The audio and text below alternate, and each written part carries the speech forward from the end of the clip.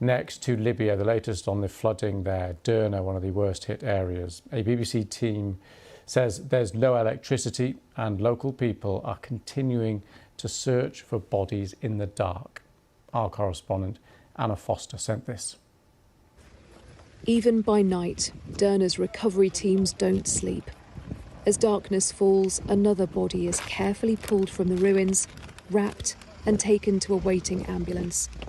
It's a scene that's now been repeated thousands of times.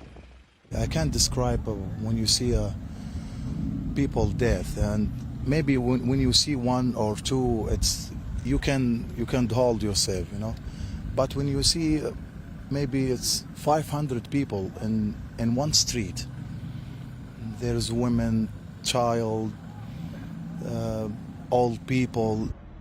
This grainy security camera footage is from the moment when the floods hit and Derna was changed forever. 2 dams meant to protect the city were broken apart by the force of the water. The deluge carried everything away with it.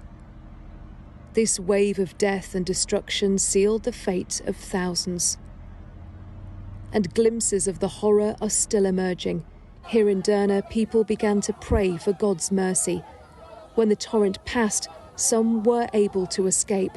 As the rain continued to fall, they headed to the rooftops, with few understanding the scale of the unfolding catastrophe. Down below, the force of the water swept away everything in its wake. Those who could sought safety on higher ground. It's things like this that really show you the explosive power of the water that cascaded through this city. Things like cars that have been picked up and crushed all through these streets. There have been trees ripped from their roots, and you can see now this scar on the landscape where buildings once stood, people once lived, and there's nothing left. Rescuers are still working here day and night. And perhaps improbably, almost a week after this disaster, there are still hopes of survival. Speak to us so we can find where you are, the team calls out. Turkish rescuers wade through the pools of destruction in search of what remains. The thick mud and dirt coats everything and makes the work slow and dangerous. The risk of disease is growing. Our feelings towards the city is very difficult to describe, to be honest with you. We lost friends, relatives, and a big portion of Derna society. People are returning to Derna, not to resume their lives, but to identify the dead. The bodies keep coming, laid out on city pavements in the hope they might be claimed. Eastern Libya has been hideously transformed. We travelled across a shattered landscape, Derna's distinctive mosque a lone survivor among the ravaged homes and smashed bridge that once stood here. In Al-Baida, Ahmad Al-Hawal says life as he knew it has ended. It came from here and completely washed away the valley. It hit the wall and destroyed everything around it. Ahmad is one of more than 30,000 people desperate for shelter, food and water. Libya's eastern government failed to protect them from this disaster. Now, in their greatest hour of need, it's struggling to cope with the aftermath. Anna Foster, BBC News, Derna. Well, let's go live now to our Middle East correspondent, Lena Sinjab. Lena, what's the latest?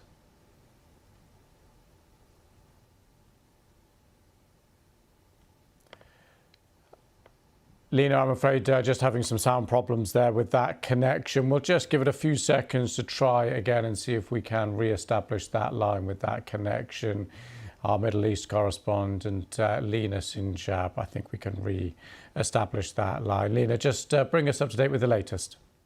The rescue operation is ongoing around the clock, day and night. Rescuers are trying to continue to pull out, bodies from the under rubbles, but it's such a hard operation to take place. The authorities in eastern Libya said that they have sealed off the area of Derna from civilians to allow better space for rescuers to search for dead bodies. Some of the bodies are still washed off the water, and some are still under rubble. So it's it's really difficult operation for them, especially that the streets of Derna are, covered with mud and derbies, and the smell of corpses spread everywhere. There are fears of the diseases spreading, and relatives are still looking for their beloved ones. And as we heard, like, the numbers could rise higher and higher.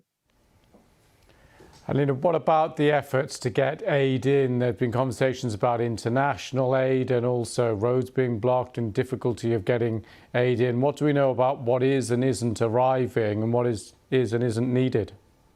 Well, at the moment, everything is needed. The priority is for medics, for retrieving bodies. Several international, rescue teams have arrived or trying to arrive into Derna. 2 ships arrived at the port of Derna, but we're really finding it difficult to offload because of the condition of the port. And many others are on the way as well. But the situation, the infrastructure is very difficult. Many of the roads and the way to get into Derna are destroyed. So it's a very slow operation for international and professional rescue teams to arrive in. However, many have already arrived and continuing to work. The need is going to be beyond a retrieving body. There are 30,000 people are homeless. They need shelter. They need clean water. They need food. This is an ongoing rescue operation, humanitarian operation that will also continue into rebuild operation. But the priority is, avoid water contamination, retrieve bodies, and try as much as possible to stop any spread of diseases there. Okay, Lina, thank you very much for that. Thank you.